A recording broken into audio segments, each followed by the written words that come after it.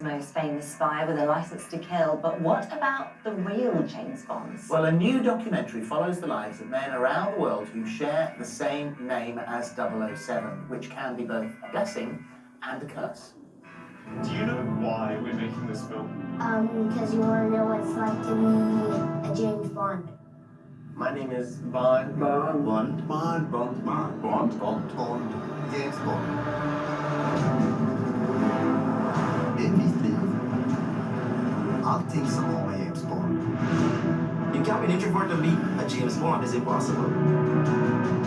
Imagine being told the same joke every day for a couple decades. Your name is Bond. James Bond. He's like, you're right, I'm Donald Duck. Get on the ground, get on the ground. It has been both a blessing and a curse. It's also a brilliant idea. We're joined now by James Neil Bond from Texas and another James Bond who has travelled here from Sweden to speak to us today. Good morning, Jameses. Good both morning. Of you. Thank you very much indeed for joining us. Let's go to Texas first of all. And James, we've got two very different stories here. You come from 4 generations of James Bonds. That I do.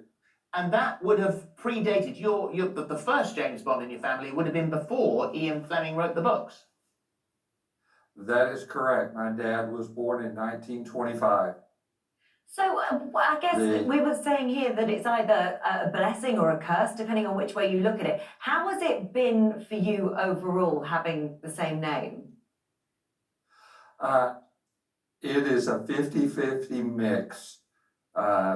You know, you never have your own personality. If you meet somebody for the first time, immediately they go to their perception of what James Bond or who James Bond is. So that's, you know, nobody's interested in you.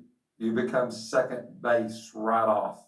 Oh, God. I mean, you can hide a little bit because rather than James Bond Senior or Junior, you all have your own individual middle names. You are James Neil Bond, so you could sort of be Neil Bond or James Neil. So you can hide a little bit because if you go for the full-on James Bond, as the guy said in that clip there, I assume you get the same reaction every single time.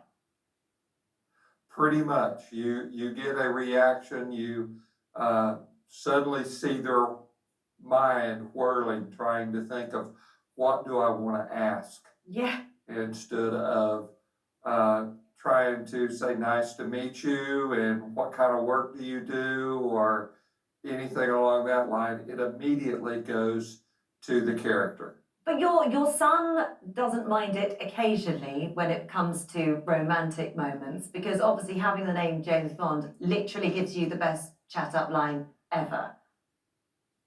It does break the ice if you're looking for a date. You know, but sometimes after you are introduced as James Bond, you have people who you would never date want to go out with you. And you've got that problem of trying to shut that off and say, oh, but, you know, I'm in a happy relationship. Yeah. So it can be a curse that way too. Okay, yeah. Having lived your life with this and seen the look on people's faces and wondering what they're going to say back to you, why did you do it to your son? Well, actually, it still wasn't that big of a deal in the area we were in the fact that at that time I was actively in the ministry as a pastor of a church in a denomination that forbid anybody from going to the movies. So, you know, it just really, and we had him go by his middle name. We called him Andrew or Andy.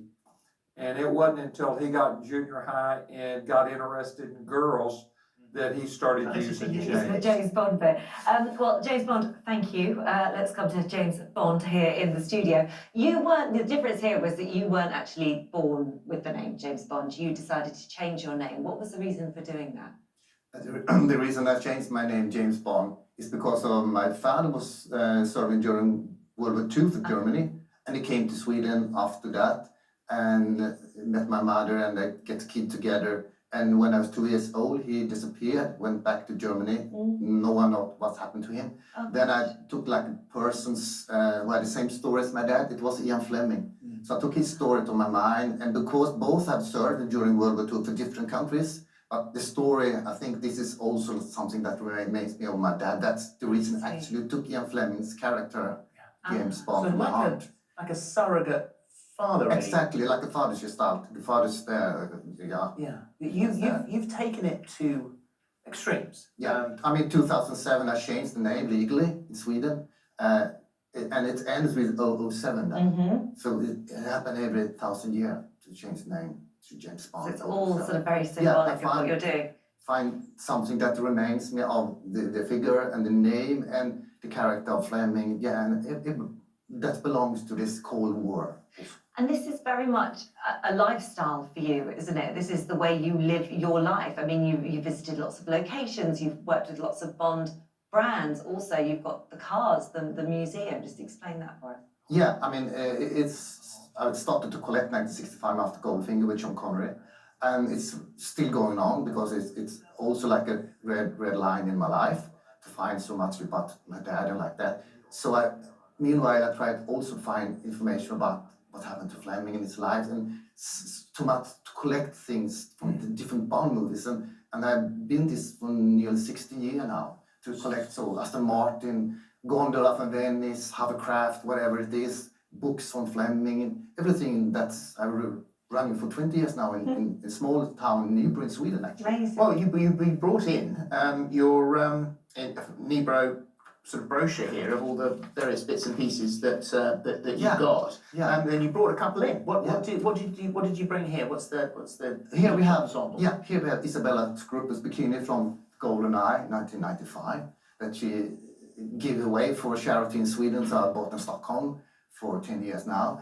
And that also I also like to help people, struggling with problems. And meanwhile, I can tell my story for people who have missing their fathers or mothers or that disappear on them when they grew up. When you don't have any father or mother when you grow up, it's hard to understand the life. How should you struggle these things with all that belongs to this.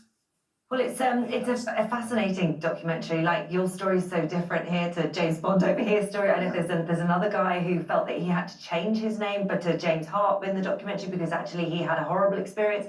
So it's fascinating. The other fellow, it's on cinemas and download from the 19th of May, which isn't tomorrow because I keep getting the dates. Friday. It's actually on Friday. Yes. Thank you very much. Thank you both. Thank you very much. Thank you. Amazing. Right, it's competition time now, and 12